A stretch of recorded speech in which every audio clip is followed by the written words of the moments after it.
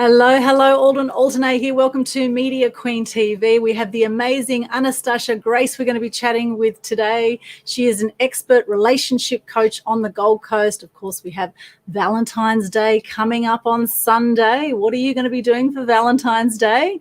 And if you don't have a partner this Valentine's Day, then how can you be happily single for the moment and allow love into your life? And that's going to be our topic today, how to let love into your life.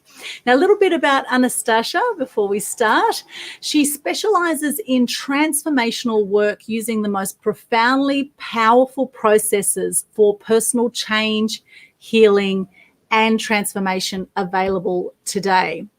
She's certified in modalities including, but not limited to, emotional clearing techniques, hypnotherapy, neuro-linguistic programming, cognitive behavioral and energy psychology, timeline therapy, the spiral, shadow work, kinesiology, and lots more.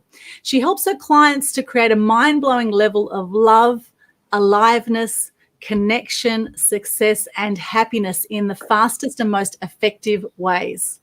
Rapid behavioral changes, eradication of sabotaging patterns, and healing past and childhood wounds happens in just a matter of hours with Anastasha rather than years. Welcome, Anastasha. Thank you. When you read it, it sounds scary and inspiring, and at the same time, it's like, it's intense, isn't it? It's intense. It looks like you've just done just a wee bit of work on yourself there, Anastasha, over the years, just a little bit of personal development there and all those different modalities. Wow, amazing. How did you actually get into doing all this? What piqued your curiosity about, self-improvement, all these different courses you did? What started your journey for you?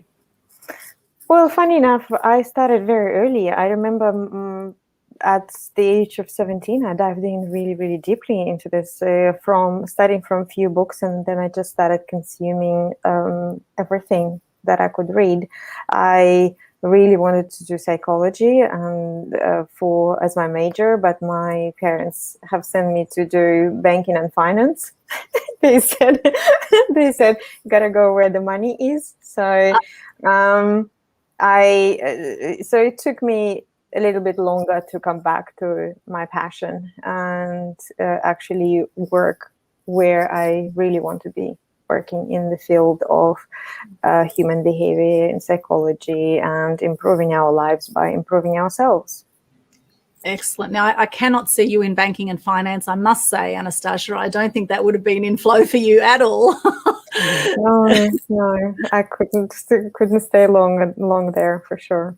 No, that's right. So, doing what you love, of course, is one way people can attract love into their life, right? Is actually being passionate about what they do so that they love their lives, which is something I'm really passionate about too, is inspiring people to love their lives and make the most of their life. And, it blew me away when I looked at the biggest regret that people have when they die is actually living a life not true to themselves and living a life that someone else wants them to live, which is extraordinary.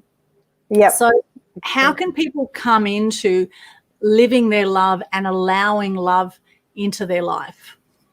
Well, the first thing that I teach and what we start from in the program is self-love and self-worth. Because as soon as you come to the place of that incredible depth of self-love, honoring yourself, knowing yourself, understanding yourself, and so truly backing yourself up to the point that you are ready to stand up not only to your parents, but also to the society or to their upbringings, to expectations, to any kind of beliefs that you have created earlier for yourself.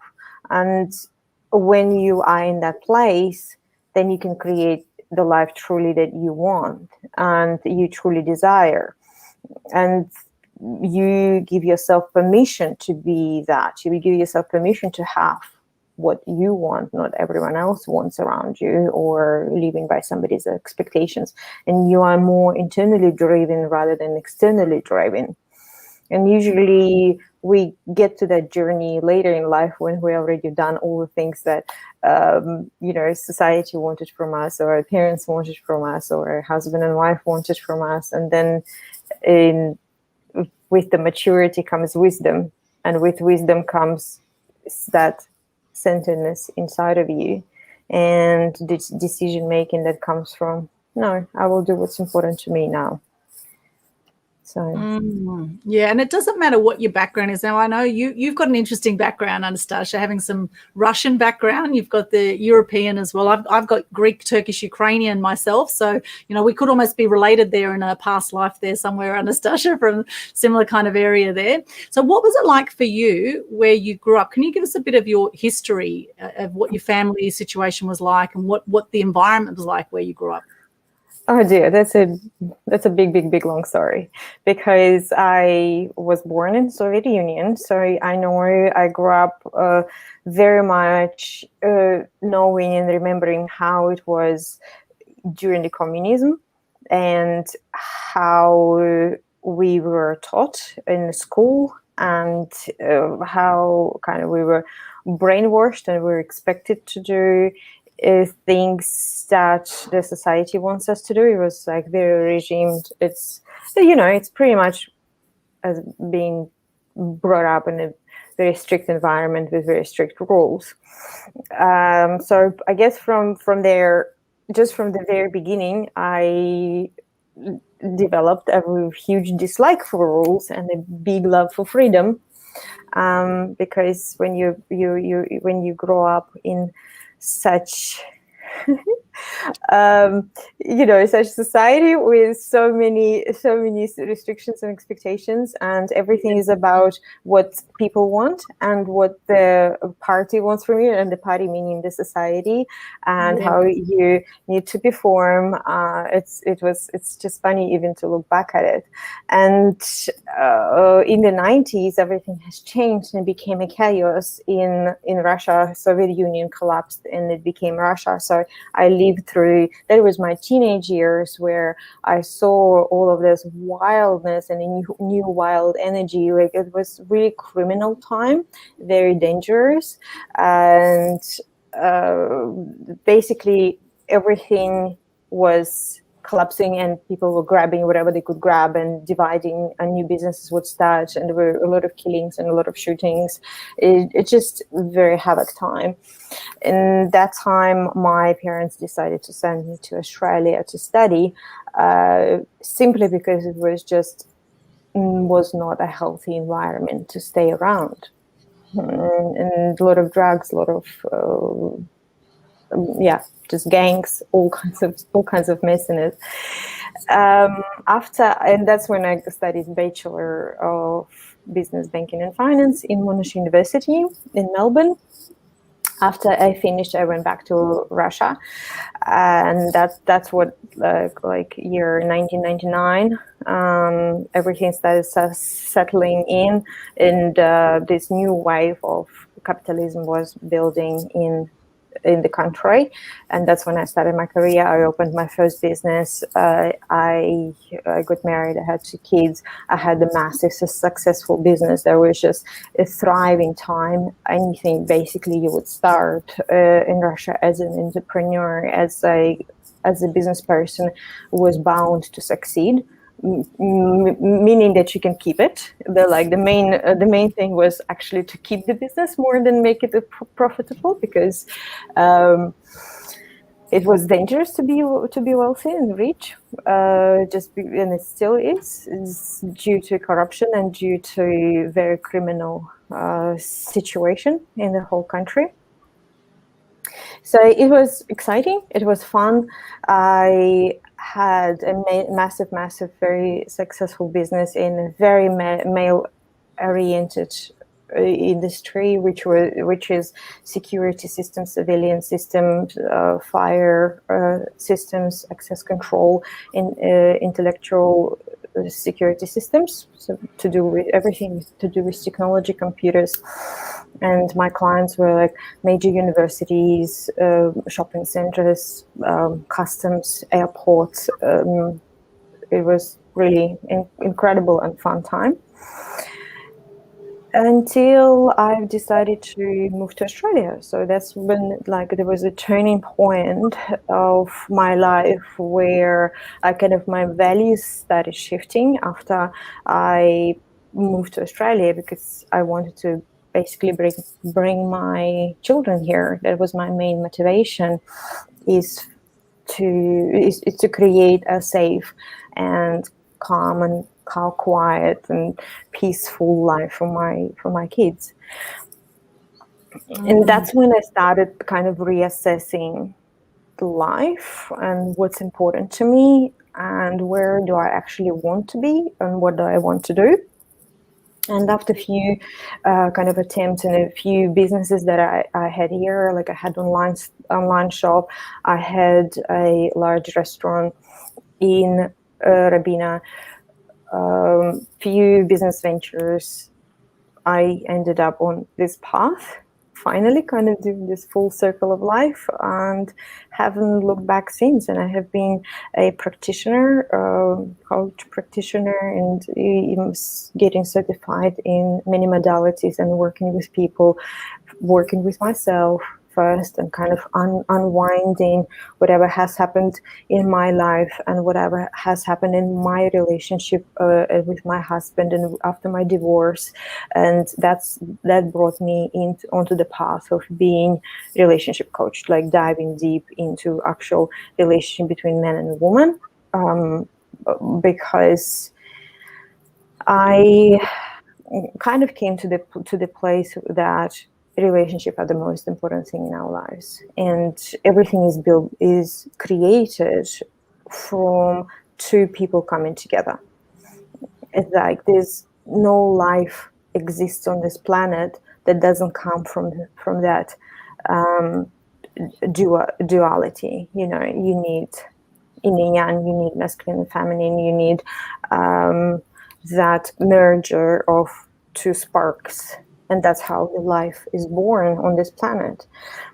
And the importance of understanding it and maintaining it, and expanding and nurturing it is much more beneficial than just kind of hoping that it's going to happen all by itself and nature will take its course, and the love will solve everything. It's going to be all okay. We're in love, so we're going to have wonderful relationship. As my story had shown, and as the divorce rate shows, love really doesn't help us to keep that strong connection that we're all longing for. Yes, love alone is not enough, is it, in relationships? There's so many moving parts to a relationship. And, it's interesting. They say that you can have people in your life. Some people are like companions. Some people are like lovers. And then when you bring companions and lovers together, you can have a relationship potentially, right? But the relationship is when you put up with all the stuff that, you may not see when you're in lover mode, or you may not see in companion mode, when you all the ugly parts, right?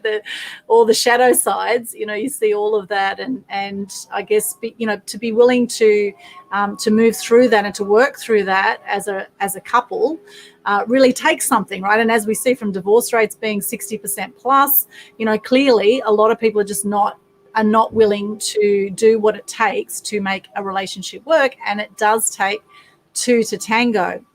Now, I'm curious, Anastasha, with your husband initially, how long was that relationship for you, and what were some of the learnings that you had from that relationship? I was married for 15 years. I got married very early, at the age of 21. And after my divorce, I actually sat down and I wrote a book, Marriage, Think Before You Act. Are you really, really, really, really sure you want to do this? Because I have realized that we have decided to get married after 2 months of being together. And there are plenty of relationships out there as well that kind of just jumping in.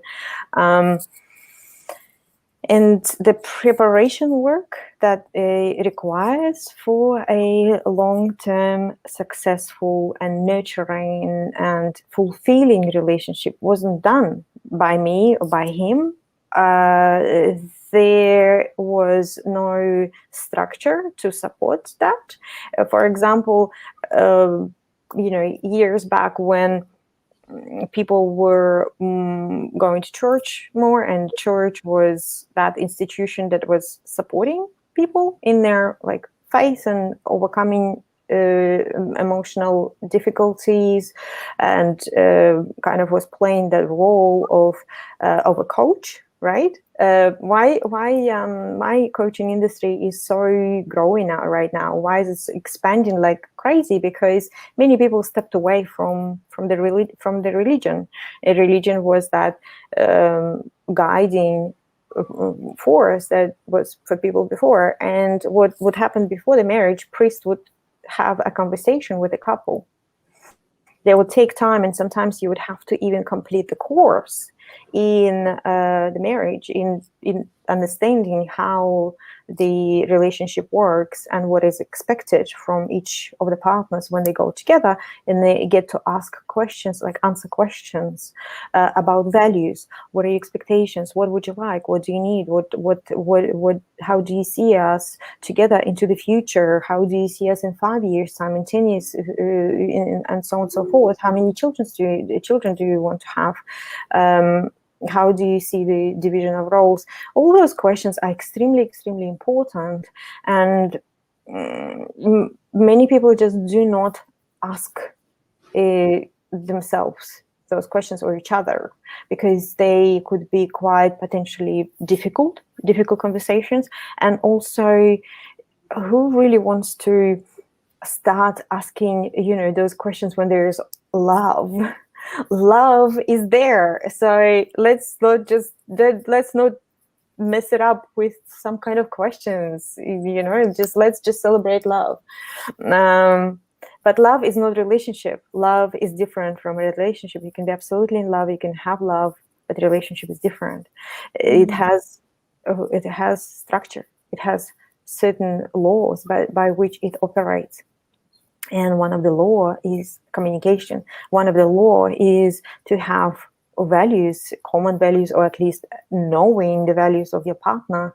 And there are so many realizations that have happened throughout my life. And looking back, I was like, oh my God, he had a completely different view on what a woman is, or what a woman's supposed to do at home and household, and we had different views on parenting and bringing up our children. We have different views on self-development and educating ourselves. So, and a completely different view on life in general. So it became so separated. We just started moving in a completely opposite directions, to the point where it was easier not to speak at all, because we kind of already, lost the moment of connection. So what do I speak about with this person? It was quite painful. It was very painful for me to break the relationship, to put the end to it. And it actually happens quite a lot in that age bracket, kind of close to the 35 or 33 plus, where a woman kind of has the confidence and bravery and guts to go, you know what, this is not serving me whatsoever. And that's what I did. Or for men to end it. And you see so many people in relationships that are staying in the relationship for the sake of the children, or because it's convenient, or they're playing happy families with the world, but actually they're not happy at all. And meanwhile, there's so many people who are married who have partners who have have partners on the side. So many guys with mistresses, or seeing prostitutes because they're not getting what they want sexually in the relationship, and women have their guys on the side. And then you have people with open relationships, and swingers, and there's so many different versions of what a relationship can look like. Yeah, as long as you are in agreement, that's what we are doing. But if you start lying and start hiding, you straight away put yourself and your relationship into the shadow, and you are already not living the kind of the best version that you are, and you're already damaging, hurting yourself inside. Basically, yes, you are compensating for something that you're not receiving. But the damage you're doing internally, do you actually realize that? Do you actually understand how much of your own integrity is chipping off every single time that you are not truthful to yourself? And they say the truth always comes out in the end, right? So you may think you're, getting away with things like having partners on the side if you're not being open about it, right? However, the fact is the truth always comes out in the end. And the thing is that, if people lie, it's actually incredibly stressful to lie. And people living with that lie will actually eat away at them internally in most cases. And so, that open communication is absolutely crucial, and being in integrity, because once the trust is gone, and this is relationships in life, with friendships, with, people in business, once the trust is gone, it's very hard to get that trust back. Wouldn't you say, Anastasha? Absolutely. But also remember that the first trust that goes is with yourself, and you're going to live with yourself for the rest of your life. And once you have lied and betrayed, your unconscious mind is already knowing that you have lied and betrayed. Yes. It's always anything that you do outside, anything that you do into the external world, the same hurt, the same damage you're doing into your internal world. If you think that your internal world is not listening, unfortunately it is listening and registering everything that is going on. So you are not only hurting yourself, you're hurting another person, but also whoever is around you. So definitely the life of integrity and trust and self-trust is healthier, emotionally healthier, mentally healthier in the long term than a life of deceit or mistrust or a lie. And yeah, I agree with you. It causes stress inside, because it causes the split and the separation. And one part of you is always wants to be good. One part of you always wants to be loving and a good person and the best that you can possibly be, and bring love into life. And if another part is doing something or making choices that are incongruent, you have this internal fight between you and you. Yes, absolutely. And then there's the law of karma and reciprocity, right? So, how you treat others is, will come back. What comes around goes around, as they say. And the thing in relationships is people do grow in different ways sometimes. And often they say every 7 years we have a whole new body of cells every 7 years. And if people aren't growing together in relationship, they're generally growing apart, right? So coming back to that open communication and what is it that you want for your lives, and, people getting comfortable with each other. And the other thing is the whole fantasy too about that, you meet the one, as a woman particularly, if you think about, Cinderella, and, there's an amazing lady called Louisa Pateman has put a book out called Being Single Again and Again and Again. And she talks about this kind of illusion that, we're brought up with the fairy tales, the Snow White and the Cinderella, that we meet the one, the knight in shining armor, and suddenly we live happily ever after. And it's as simple as that, right? But it's not as simple as that at all. It's a total illusion. It actually takes work. And I do believe that you can meet one person and live with them forever and ever, if that's a person of if that's your person. And the way you can find out if it's your person is actually start asking questions that we do not do on those few, on the first day or date or over the first few months. So if she has met the prince and then pulled out a questionnaire for 100 pages, and and then found out if they're compatible. I have no problems with that. This way, I think they would have a great, bigger chance of living happily ever after. And also not forgetting to revise those questions every so often, 5 years or 10 years later. I'm like going, okay, let's have a look. Have your values have changed? I remember we've met at 21 and your value was adventure. Now you're 35 or 40. Is it still adventure? Oh no, come on. Like, I've had my adventure. Now I just want a quiet, relaxed life, or I want to live on a farm or something. So the values have changed, but you will never know until you ask questions, and until you actually start having those deep conversations with each other. And what happens when people live for too long together? They lose curiosity. They think, oh, I know you. Like, I've been seeing you every single day, for the past so many years. Surely I know you. But have you really seen this person? Have you actually really looked at them? Or you were just looking at your own picture in your mind, who they are and how they, how they dream, or about what are their dreams are. So curiosity, if you maintain the curiosity, you will maintain the relationship. I like that, maintain curiosity. And welcome to everyone who's watching this live. Hello, Malak, nice to see you. We've got Vanessa here saying hello. Hello, Vanessa, good to see you. She's saying nice. Ursula, welcome, nice. Malak says very good. Thank you so much for hopping on live. For those who are joining us live from wherever you are in the world, just pop in the comments. Where are you joining us from around the world? And do you have any questions for Anastasha? We're going to be chatting for at least another half hour or so. So if you have any questions, please do pop them into the chat and we can come to them. Good. Thank you so much. I'm just checking my page.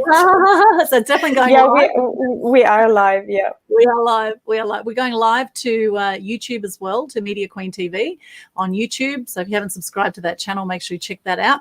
And Anastasha now runs an amazing centre with her partner, Martin Renault, her husband, actually, the beautiful wedding up in a hot air balloon. And you two are just amazing together. You are such a great couple. And I would love to hear a little bit about how you two came to meet, and what's it been like for you now, a few years into your relationship? What are some of the secrets that you have to not only run a business together, and you have your own business as well, of course, doing your relationship coaching and life coaching, etc. And Martin Renault is a very well-known videographer on the Gold Coast, and the Freedom Potential Centre is going off with hybrid and online events with amazing space down in Varsity Lakes, been booked solid since your launch in October, which is phenomenal. So what are some of the secrets to your amazing success in your relationship? And I'd love to hear, for those who don't know your story, how you met as well. So we've been together now for 5 years. This is my second marriage. And if you're into woo-woo space, my current husband is my twin flame. And that means that this relationship is far more intense than anything that you could have expected or wished for in your life, meaning that there are layers and complexities and energetics that run through like multiple dimensions and through multiple lifetimes. So it was very interesting because I haven't met him actually until I've done some really, really deep work on myself. And now I have a weekly show called Soulmates, Twin Flames and Power Couples on Spiritual Events Directory page. And some of the videos get like 1,500 views, where I talk about soulmates and twin flames and power couples. And it's every spiritual community is obsessed and fascinated with meeting the twin flame, and I was too a while back. And when I heard it, I was like, oh, it sounds amazing. However, it requires to do quite a bit of work on yourself, especially spiritual work. It means that healing your traumas, healing your wounds, healing your past, letting go of the past, resolving everything that has happened in the past, and coming clean and being ready to step into the place of love that you have never experienced before, that is beyond this world and beyond your control and beyond any human emotion. And it will be triggering, and it is scary for a human heart to go through such intensity of love. So it was very interesting. It was always almost instant. It was instant recognition when we have met because of that intense energy. And it did trigger in that moment. It did trigger over the next few months when we were together and dating. It did trigger, of course, everything that could possibly be triggered in your abandonment wounds, rejection wounds, jealousy, the fear, trust issues, fear of letting go of control and falling deeply into the love. So it's not for the faint-hearted. So love is shown to us as a really beautiful thing. However, it does come with such an incredible level of surrender that many people are not willing to do.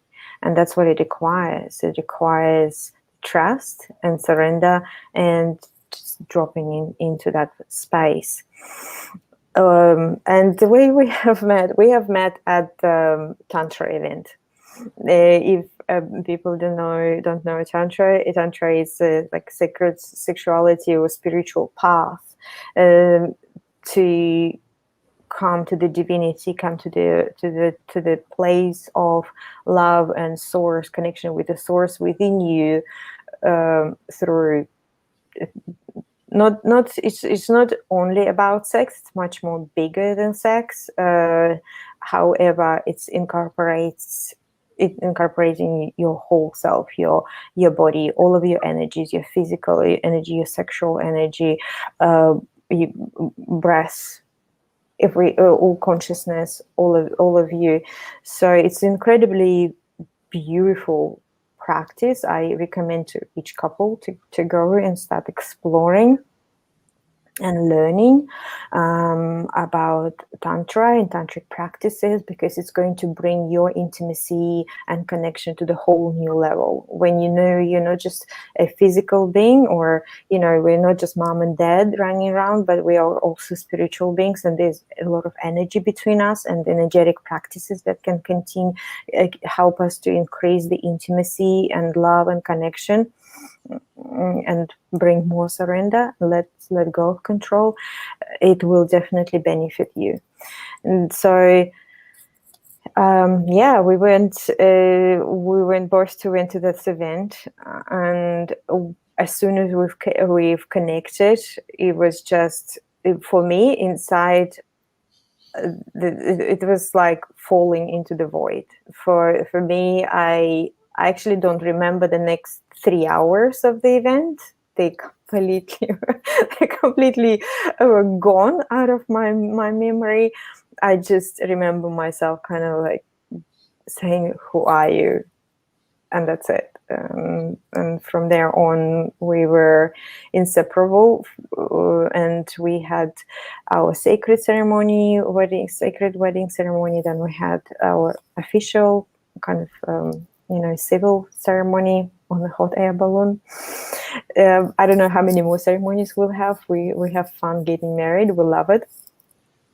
And I know that this is my person. It's not easy, and it's never will be easy. The life will never be easy.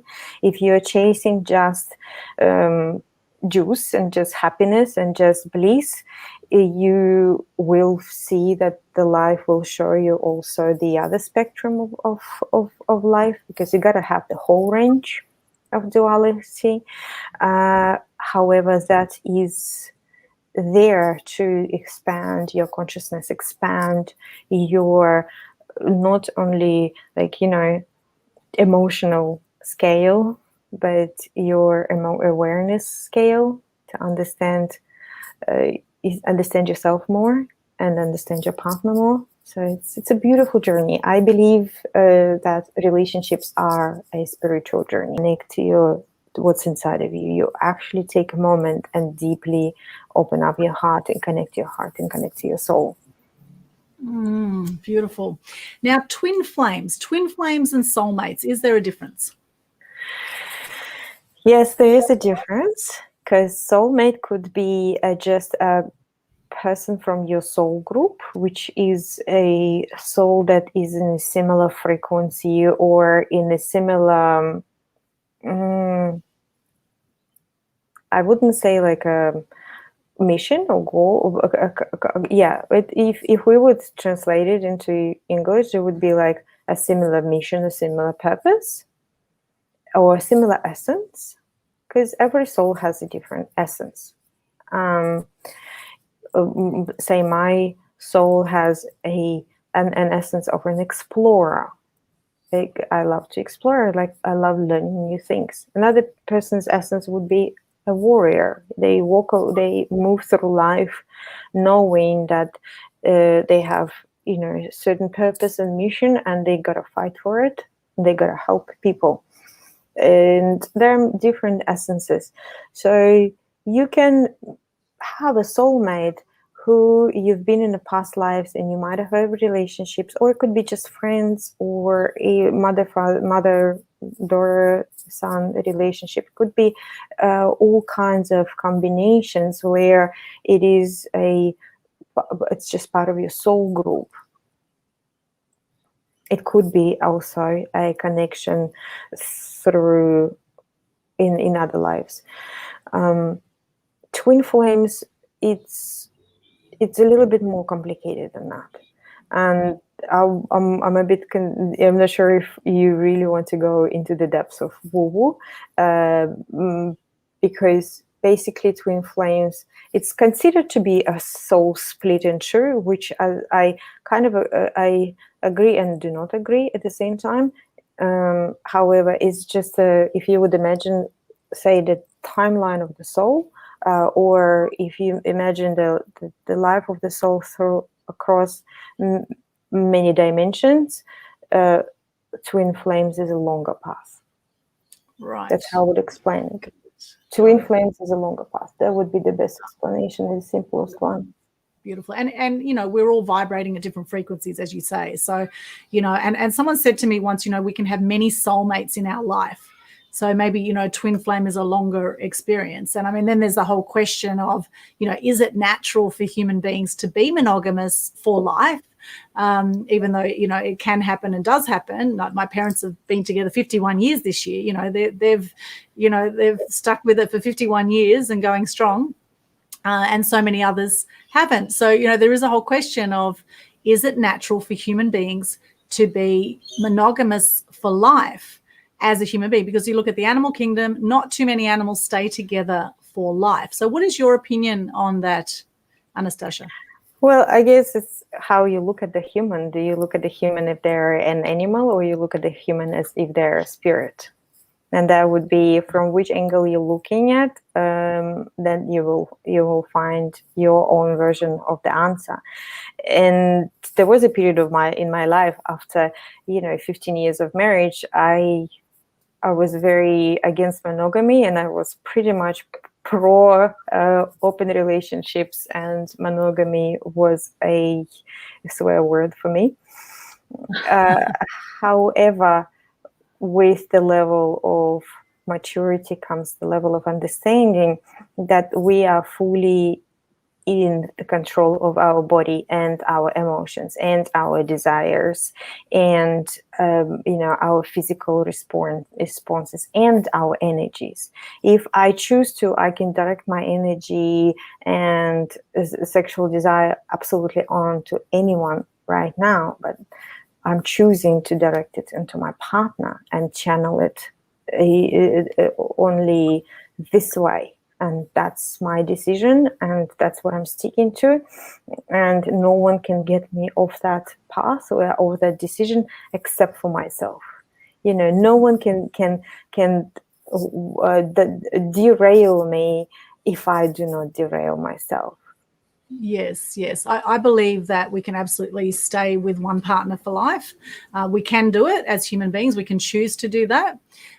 Whether it's natural is a whole other question. And I actually did a great interview with a relationship coach in Brisbane called David Chittenden. And he said that there's scientific research to show that a lot of people do sort of serial monogamy in different relationships. And then they go on to the next one. They're monogamous with that person in that relationship. And, there's all sorts of different studies out about this, about is it natural for human beings to be monogamous? And, whether it's natural as a state for human beings or not, the fact is we can choose. We have the power of choice. And we have the power to honor our word with our choice and honor our partner and ourselves with our choices, and to be strong enough to withstand any temptation, because there's always going to be temptation, right? And particularly, I know when I've been in, happy relationships, that there's always been temptation. And it's almost like, when people see you in a happy relationship, it's like they want a piece of that. And there's almost like there's more challenges, and more people will sometimes, try to come between an amazing partnership because they want a piece of that almost. Have you found that and a situation for you? No, I never experienced that. However, I was in a different place when I was in my previous marriage myself, as in where I guess my attention was not all channeled into my marriage and my family, and I felt that it's I'm not fully satisfied and I'm not fully happy, and it's unfair to me, and that's the kind of the issue. Are you at cause or are you at effect? Do you feel like you are in a victim in this situation? The truth is, it was my responsibility to check in if we are sexually compatible. If I'm choosing a partner for life and I'm marrying him, I need, as if I'm responsible for myself, I need to go and make sure that we are sexually compatible. In this way, yes, it's not going to be causing so many problems or disconnections in sexual life, right? And just like any area of life, it requires education, it requires attention, it requires nurturing, it requires putting time into it and effort and energy, like with anything in this life, whether you making growing a child, raising a child, or you making a business, you're raising a business, growing the business. Whatever you do in your life, it requires your energy and attention.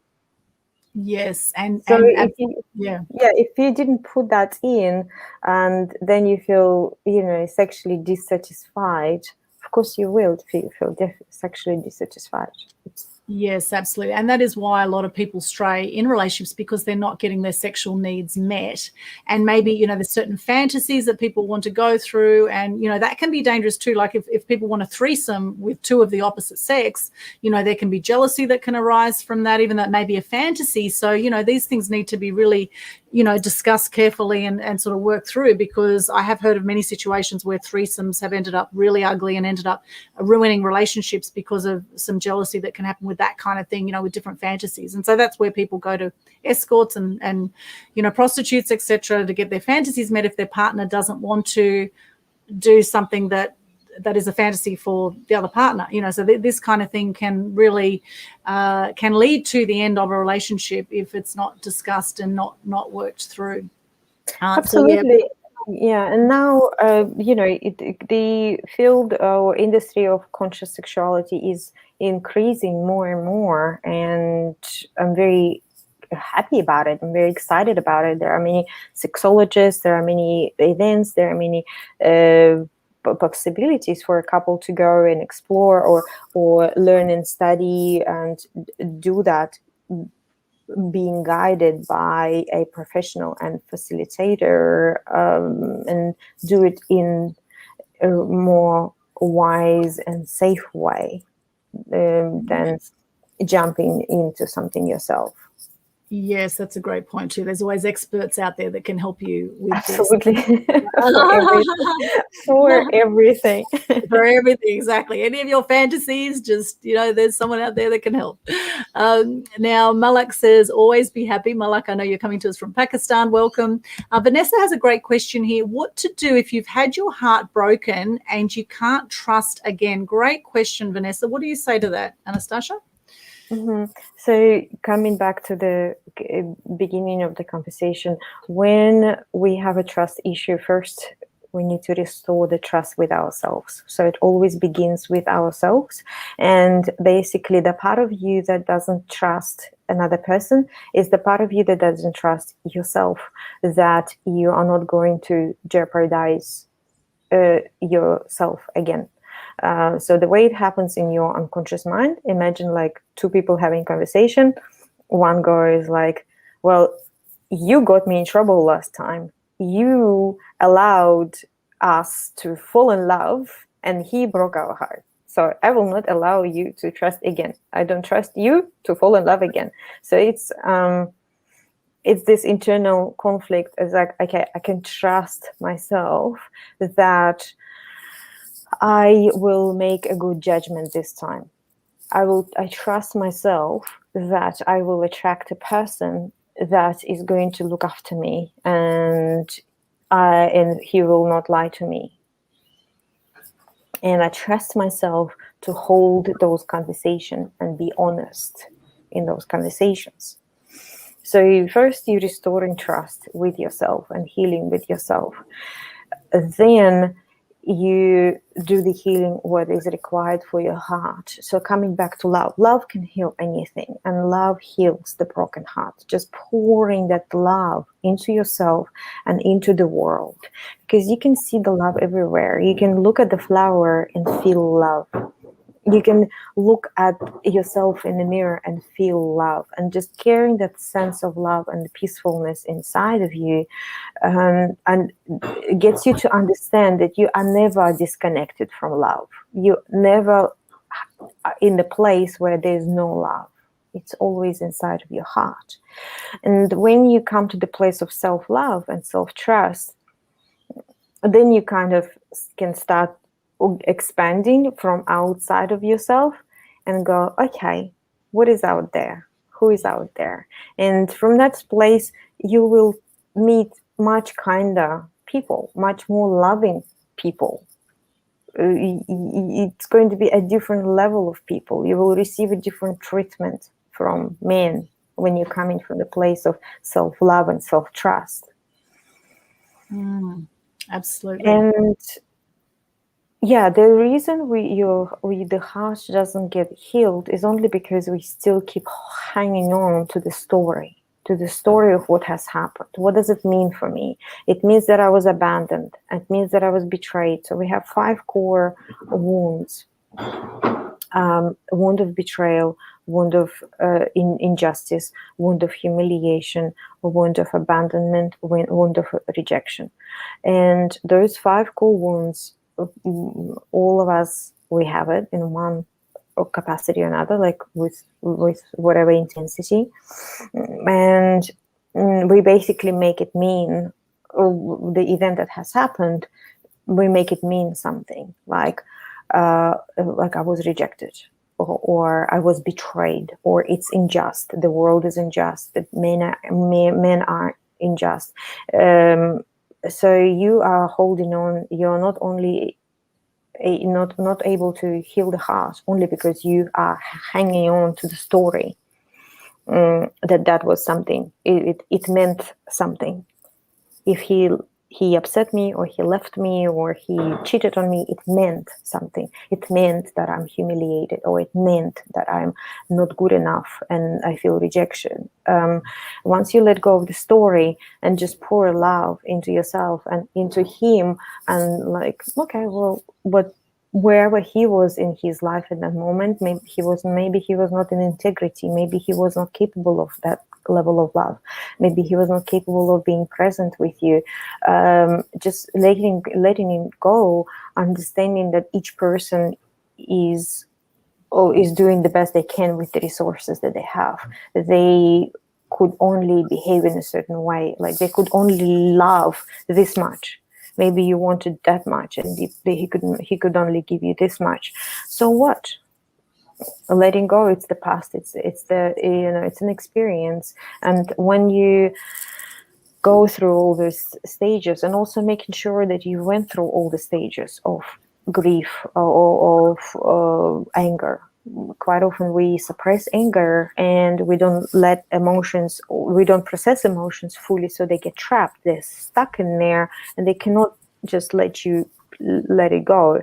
So processing the emotions that haven't been processed, letting go of the story, and pouring love into it, and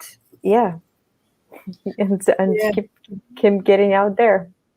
Great answer. There's love or there's fear that we can come from, right, in life. And let's face it, the powers that be want people to live in fear because they want to control. They want to divide and rule and control. So come from love as much as possible. And as my good friend Tracy Corman from Two's Company says, who raves about you, Anastasha, Tracy says, all the love that you have for others is also there for yourself. And that's the topic today, how to let love into your life. Now, the fact is love is already there, right? Love is already there. So what other tips can you give us today? And Anne-Marie says, yes, hello, Anne-Marie, good to see you. Thank you so much. Any questions, pop them into the chat. What are some other tips to let love into your life, Anastasha? Let love into your life. Definitely self-forgiveness. Definitely letting go of any kind of form of self-judgments and self-criticism, because there will never be another you. Never. If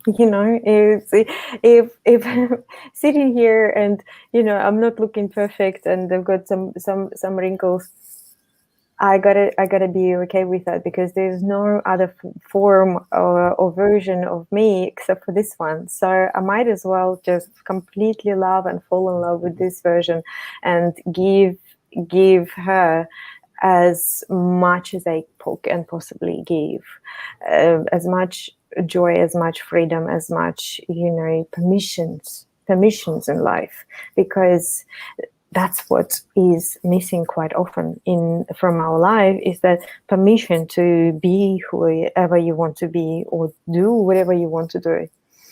So this love will start pouring in when you start giving yourself permission. And just don't forget that it comes from the inside. We quite often wait from the outside for the love to come in, or I will feel loved when my friends will give me attention and they will call me for a party or invite me somewhere, and then I will feel acknowledged and loved. Or when I feel that man, and I meet that man, and he will just lavish me and throw gifts at me and love me and care for me, then I will feel loved. But before that, I will just be sitting here and feel miserable. So just remembering that love begins with you, and do whatever it takes to get there. Start from the morning walks and incantations. Start with, affirmations or hypnotherapy, or working with a mindset coach or a healer, whatever it takes to get you to the place of, you know what, I'm the most beautiful being in the world. I am passionate about myself and my life and whatever is important to me, and I'm going to go get out there. No one is going to live your life except for you. You are the only person who lives it. The only person. Absolutely. Whatever decisions you're making, they're all yours. So when you leave that with love, and keep asking yourself where I'm not in love now, where I'm kind of derailed from place of love or sense of love or feeling of love. My child didn't do the homework and I'm getting upset. Okay, then I need to get back into the place of love. Or something is not, I'm not fully happy with where I live or how I live or the things outside or the weather outside. Okay, how can I get back to love? And it starts with you. It really starts with you. That's why something is so important. That's why I spent 25 years in this industry, because it's only self. It was so obvious to me that I am the only important person on this planet. That I dived into the self-development and never looked back. All I was doing is keep searching and finding out and learning about myself and doing every self-development course and the healing program and psychic expanding abilities workshops, whatever I could get my hands on and could afford at the time. I spent hundreds of thousands of dollars on that because I knew that self-development, there's only me. There's no one else. Only I am making decisions. Only I am making steps. Only I am experiencing what I'm experiencing. Only I am giving the direction to my life. So who am I? What do I want? What makes me feel good? What doesn't make me feel good? Why is that? And, how can I improve that? Yeah, I'm with you, Anastasha. I have invested at least $500,000 in my personal development and business development since 2005, and I continue to invest. I continue to have mentors. I continue to do personal development. It never stops. And the thing is it's all been an amazing investment because it's all brought us to this point here, right? It's all brought us to this point. And there's no way I would be doing the things that I'm doing now if I hadn't done that work on myself, right? Or I'd be experiencing life the way I do. I absolutely love my life. I'm not in a relationship at the moment. I would say, happily single. I would like to be in a relationship. I'm not rushing into my next relationship. I recently had a situation where I met someone who I thought was the one for me. However, that was a false alarm, as it turned out, and I'd attracted yet another man who's emotionally unavailable. And so I looked at myself and I went, okay, that's interesting. I've attracted an emotionally unavailable man again, right? And I know that I've had fear of intimacy with men. I've had fear of it. So it's very safe for me to attract emotionally unavailable men. That's very safe space to go, right? And this is the thing, is people treat you as you allow them to treat you, right? And so it's been a really big realization for me, this last experience with this man who I have had to let go of with love. And that can be challenging sometimes, letting go when you want more from a situation and there's potential for more. However, that person is not ready to give more, and if they're not willing to give what you're willing to give, then it's just not going to work, right? Or they've got their unresolved stuff, or their traumas that they are not willing to look at, then there's only so much you can do yourself. So now Anne-Marie is from New York. Hello, Anne-Marie, good to see you. Welcome from New York. Now she's got a question here. If your siblings are so critical of you and constantly putting you down, how do you overcome that? Great question, Anne-Marie. Yeah, absolutely, great question. I think that's a great practice ground for you to stop caring what other people think. Just take it as a home gym that you're having at the moment, because in life you will probably encounter quite a bit of criticism and quite a bit of opinion of other people, and this is where you can develop the skill of not caring. First thing I recommend to my clients is to check in with yourself. Every time you are making a decision or doing something, even if you just as simple as what I'm going to wear today, because for a woman it's important what we wear, how we look, how does it make us feel. You go inside and you check in with yourself and make sure. And sometimes for clients I teach to check 3 areas. So you check in your mind, in your heart, and in your kind of like belly or womb space, kind of that gives you that or so you check it in 3 centers, 3 main centers, and if you go, yep, that's completely congruent with me, it makes me happy, this is what I want, and that's what I'm choosing, and then off you go. And if someone's choosing to give you attention by criticizing you, that's their journey. That's the only way they can express themselves, or that's the only way they can respond to life. You can't really change. You can never change other people. You can never demand anything from other people.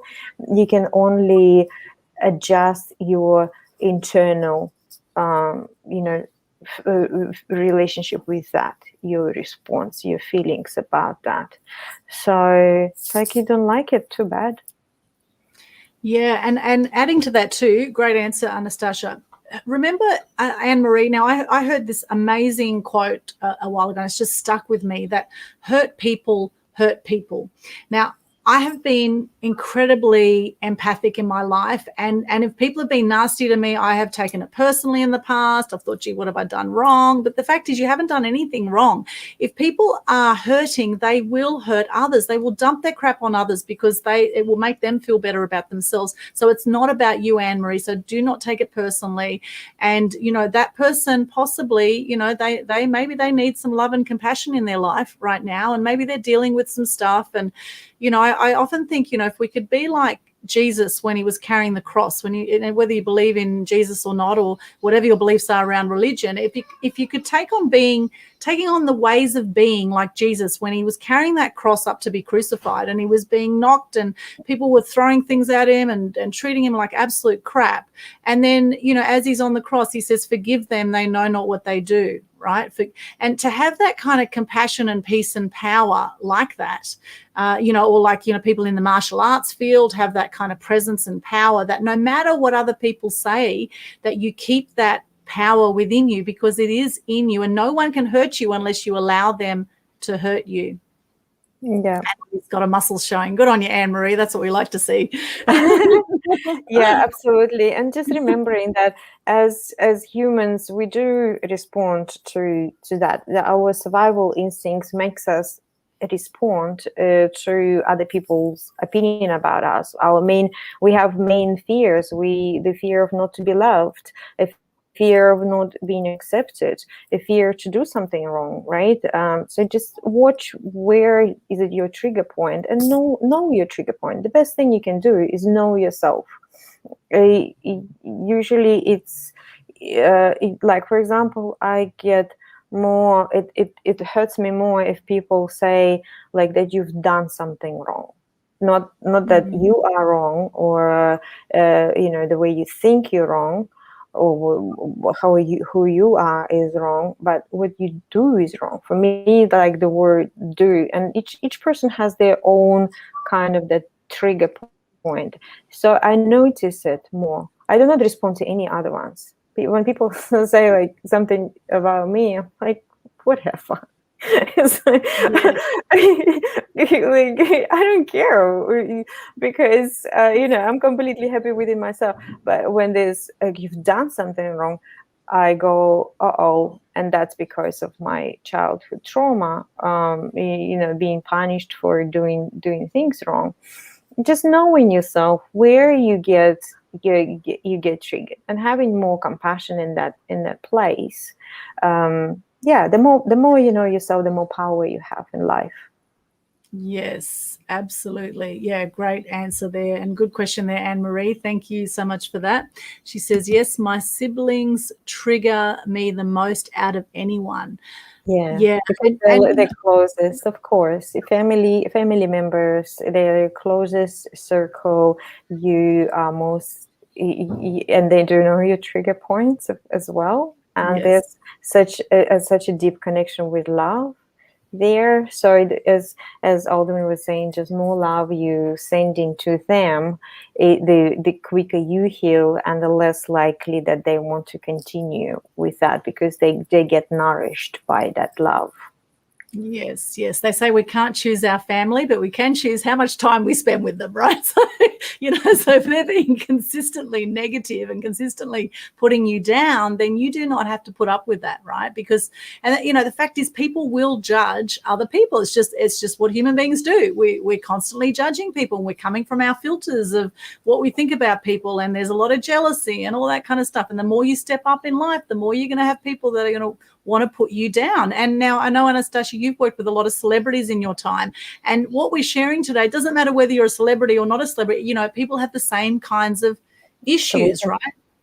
Absolutely. And if anything, for celebrities are even tougher, because they're in such a competitive industry, and they have to constantly be observing and judging how people react and respond to them, because their whole life depends on it, their career depends on it. So, and I'm talking a lot about worked a lot with the fashion industry and modeling industry, and that's where competition is even stronger. So it's all about internal control or internal representation, or that your internal peace of mind and confidence that you develop over time. And of course, maturing and the age helps. The longer you live, the less you kind of care about what other people think, and the more you step into your own internal solidness. You solidify inside, right? So it's experience that your life is giving you right now as a lesson. Yes, there's a great quote to, what other people think of me is none of my business, right? So what other people think of you is none of your business. Everyone will have their opinion, and that's the thing, is being strong in your core, having that self-love and knowing that your X factor is your story, that you are 1 in a billion just by being born. You are unique, you are extraordinary, you deserve the best for your life, and remembering that people will only treat you as you allow them to treat you. So just notice, sometimes maybe just step back and just notice, what are the areas in your life where you're not feeling empowered, or where you're feeling like others are putting you down, and where can you be responsible, the point of power for yourself, where can you take on being 100% responsible for possibly attracting, whether it's subconscious or consciously attracting the situation you've attracted. And if you're not happy, then you can choose to not put up with that situation. Speak up about what you will and won't allow in your life, right? That's what I would say about that. Anne-Marie says, you both are awesome, sending love and light to both of you. Thank you, Anne-Marie. Thank you, Anne-Marie. Thank you, beautiful. Thank you. We've chatted over an hour already. It seems like 5 minutes, Anastasha. We could just keep on chatting. Now, have you got anything exciting coming up that you would like to share, any events or anything people can come and connect and support you? Yes, I do have a program called Fall in Love with Life, which is all about releasing those core wounds and coming back to that place of a self-love and enjoying life and shedding the past. I can send you the link and share the link in the chat. It's been incredible program. I ran it before, and the results that people got were just mind-blowing. I had a client who was during or just after lockdown that I ran the program. One client who completely lost his business during the lockdown and was in a just terrible emotionally place, went from minus or zero into 80 mil worth of contracts. His self-love skyrocketed, and that's what happens. That's why I'm so passionate about self-love and self-worth, because he's so from clearing those wounds and from the past, being abandoned as a child and being a foster kid, struggling with those issues of rejection and abandonment and belonging. Once that's gone, his life just completely blew up. Like other beautiful examples of the healings, like finding love or opening up to love, completely transforming communication and relationships within the family, with mom and dad, and finding the healing, coming back to self-worth, coming back to higher self-esteem. It impacts straight away. Your business gets impacted, money area, your love area gets impacted. The whole the whole space around you transforms when you heal yourself. So that's what I'm offering at the moment. Fantastic. That'll be great. We'll stick that link into the comments. So where you're watching this, we're streaming this right now to Facebook and to YouTube, to Media Queen TV on YouTube. If you haven't subscribed, make sure you subscribe. Check out Freedom Potential Center as well. And you have another exponential networking event coming up very soon, don't you, Anastasha? Would you like to tell us a little bit about that as well? Yep, that's on the 18th of February. That's only for people on the Gold Coast. I think we're watched internationally right now. That's for the business, local businesses that we arranging. We're having this monthly networking event. And you can find it on Freedom Potential Facebook as well, and I can share the link as well. Freedom Potential Facebook page. Please like the page.